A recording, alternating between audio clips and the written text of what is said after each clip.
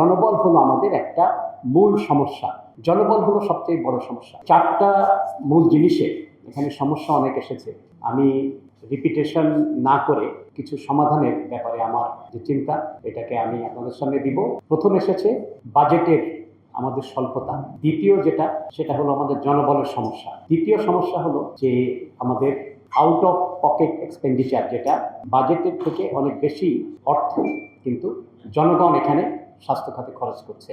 আর চতুর্থ যেটা জিনিস এটা এসেছে সেটা হলো যে আমাদের অনেক টাকা বাজেটের বরাদ্দের প্রায় 7,000 কোটি টাকার উপরে, সেটা কিন্তু প্রতি বছর ফেরত চলে যায়। প্রথম যেটা বাজেটের ব্যাপারে, যে 0.7% জিডিপির আমাদের আশেপাশের যে দেশ আছে তাদের তুলনায়, আমি উন্নত দেশের কথা বাদ দিলাম, কিন্তু আমাদের ভারত বা এখানকার Nepal, Sri Lanka, Maldives, Malaysia, south east এশিয়ার এদের দেশগুলো, তারা কিন্তু 3 থেকে 4%। 2030 সালের মধ্যে SDG 3 হলো স্বাস্থ্য, যে ইউনিভার্সাল, যে আমাদের স্বাস্থ্য ব্যবস্থা ইউনিভার্সাল, একটা সেখানে একটা এগ্রিমেন্ট আছে আমাদের, সেটাতে আমাদের কিন্তু অত্যন্ত গুরুত্বপূর্ণ। তো সেটার টার্গেট হলো আমরা সাইন্ড আপ যে 5% দিব জিডিপির, কিন্তু আমরা সেটা দেই না। এখানে আমি উন্নত বিশ্বের শুধু উদাহরণ দিব, তার কারণ আছে যে ইংল্যান্ডে আমাদের বাজেট তো $3.5 বিলিয়ন স্বাস্থ্যের উপরে, ইংল্যান্ডে হলো $350 বিলিয়ন, কিন্তু আমাদের জনসংখ্যা হলো 18 কোটি, তাদের হলো 6 কোটি। সেই হিসেবে তাদের বাজেট অ্যালোকেশন স্বাস্থ্যের ক্ষেত্রে আমাদের থেকে 300 গুণ বেশি।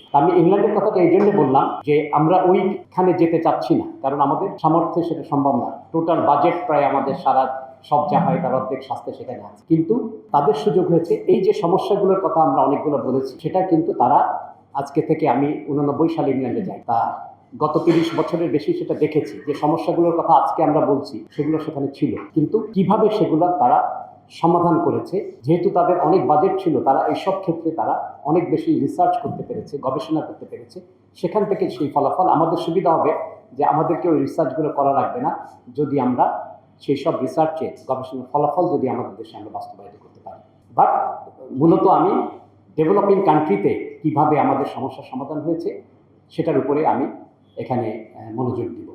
বাজেটটা তো আর এখানে আমাদের হাতে না, সরকার যেটা দিতে পারেন। তবে সরকার এবার 0.7 থেকে 1-এর উপরে যাওয়ার একটা তারা কথা ঘোষণা করেছেন, এবং তারা চিন্তা করছেন যে এটাকে পর্যায়ক্রমে, যদিও 2030 সাল আসতে বেশি দেরি নেই, তারপরেও এটা সরকারের সদিচ্ছা ব্যক্ত করেছেন যে এটা 5%-এ নিয়ে যাবে। জনবল হলো সবচেয়ে বড় সমস্যা। যে বিশ্ব স্বাস্থ্য সংস্থার একটা মিনিমাম টার্গেট আছে, আমাদের 10,000 জনের মধ্যে আমাদের যে ডাক্তার থাকার প্রয়োজন, নার্স থাকার প্রয়োজন বা মিডওয়াইফ থাকার প্রয়োজন, তার আমরা শতকরা 15% মতো আছি। যদি আমি নার্সের উদাহরণ দিই, আমাদের এখানে আছে 10,000 জনের মধ্যে 5 জন নার্স। এটা সরকারের হিসাব থেকে, যেখানে আমাদের পাশের দেশ, কাছাকাছি দেশ মালয়েশিয়াতে আছে প্রায় 100 জন, ইংল্যান্ড, আমেরিকাতে আছে 120 জনের উপরে। ডাক্তারের ক্ষেত্রেও যে আমাদের কাগজে কলমে, আগের মাননীয় সংসদ সদস্য বলে গেছেন যে ডাক্তার আমাদের কাগজে কলমে আছেন, তাদের অনেকেই কিন্তু সেখানে নেই।